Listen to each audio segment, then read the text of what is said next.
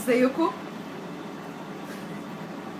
مش عارفه ايه اللي يضحك خالص والله، بس عشان حاسه ان انا هبقى فيك قوي في فيديو عشان مليان صعبانيات وحب وكده، وانا واخده على السف والتريقه.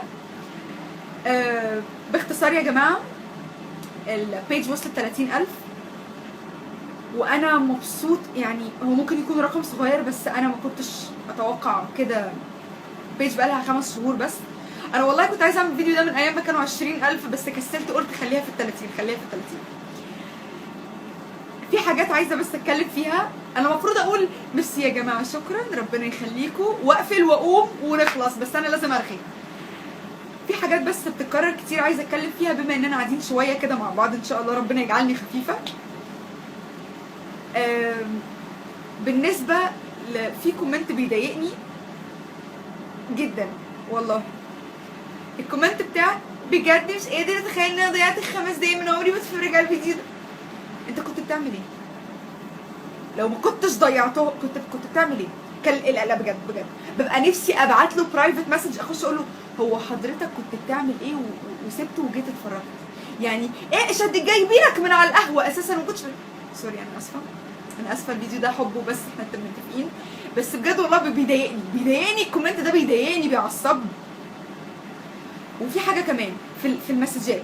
انا على فكره انا بقرا كل مسج وكل كومنت بيفرق معايا جدا، وانا والله العظيم بغض النظر عن اي فيك واي صعبانيات، بس انا بجد بعتبركم كلكم، مش بتعامل ان ناس غريبه وفانز وكده، بس والله انا بعتز بكل كلمه، وكل كلمه بتفرق معايا وبتشجعني جدا.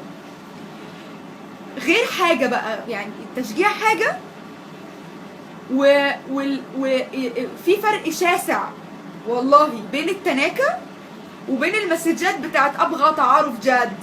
دي لما ما ردش عليها مش معناها خالص ان انا تنكه خالص، والمصحف ممكن اتعرف فما ردش. بجد انت بجد تنكه قوي، انت بجد انت خالص حبيبي والله، يعني مش تنكه يعني ما لا خالص. وفي حاجه كمان وفي فرق برضو، زي ما في فرق بين لو احتجتوا اي حاجه، والله العظيم اي حد بيحتاج اي حاجه برد على المسج. عايزين نتبرع بالدم هتبرع لكم بالدم، انا O+ وبدي كل الناس، بس بلاش تعارف الجد. وفي حاجه كمان اللي هي بتاعت بسم الله الرحمن الرحيم، لا والله كنت لسه هقولها. في واحد برضو قال لي زي ستيكي نوتس، بدل ما بقعد اقول تمام واوكي، اوعدكم ان انا هبطل التمام والاوكي ده برضو، حطاه في خطتي الجايه. في فرق بين الشتيمه وقله الادب والنقد. واحد يخش يشتم والله، يعني يخش يقول حاجات ملهاش اي علاقه بالنقد. ايه البلوزه اللي انت لابساها دي بجد، لون الروش ده بجد انت ازاي؟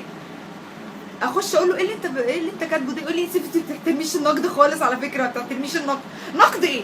ايه النقد في ايه النقد في ده مش نقد حبيبي، ده طنط سهير قاعده مع جارتنا ام حسام بيلتوا، ده لت، ده مش نقد خالص، ده لت. انت بالنسبه لي طنط سهير في حياتي، انت مش اكتر من كده في حياتي. سوري، بحب بعض يعني، بحب بعض. بس انا خلصت، وانا بجد في البيج دي كانت سبب في احلى حاجه حصلت في حياتي، وبجد عرفت ناس بقوا صحابي جدا. في حاجات كتير حلوه جدا حصلت لي بسبب البيج دي، وبجد شكرا. وان شاء الله ايه الفيك ده؟ شكرا، كفايه. لو عجبك الفيديو سبسكرايب من هنا، سبسكرايب، شوفوا بقيه الفيديوهات، ويا ريت تسيبوا لي تعليقاتكم او اي افكار لفيديوهات تانية.